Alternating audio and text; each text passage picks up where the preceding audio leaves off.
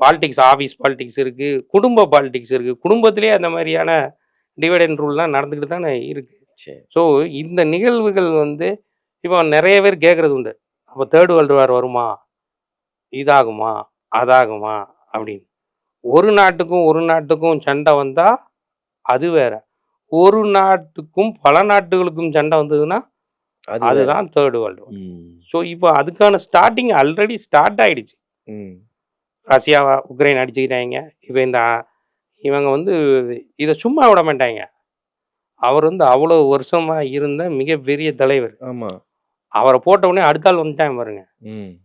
துப்பாக்கி படத்துல சொல்லுவாங்க, நடிகர் விஜய் சொல்லுவார்ல, இந்த மாரி ஒரு ராணுவ வீரர் ஒருத்தர கொன்னா அடுத்த நிமிஷமே அவன் ஃபேமிலியிலேருந்து இன்னொரு ஆள் வர்ற மாதிரி, அவர் பையனையே வந்து அடுத்த தலைவராவே இது அரிஸ்ட் பண்ணிட்டாங்க.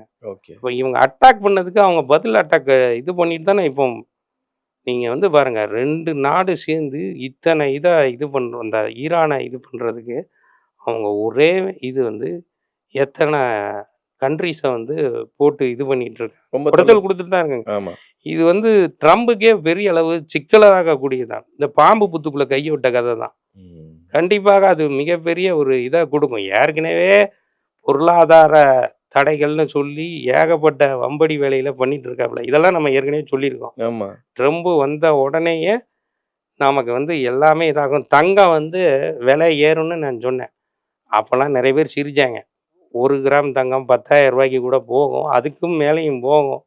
ரூ. 1,00,000 பவுனு போகும் அப்படின்னு. இன்னைக்கு ரூ. 1,00,000 மேல தானே போயிட்டு இருக்கு. ஆமா. ஒரு பவுனே ஒரு இப்ப இன்னைக்கு நெறைய பேர் சொல்றாங்க.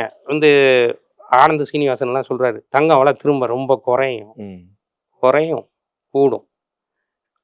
5,000 குறைஞ்சதுன்னா, ரூ. 15,000 கூடிட்டு போகும். கூடிரும். தங்கத்துக்கு வந்து இனிமேலாம் வந்து நீங்க நெனைக்கிற மாரி கிராமுக்கு ரூ. 2,000 ரூ. 1,000 அப்படிலாம் வர்றதுக்கு வாய்ப்பே கிடையாது.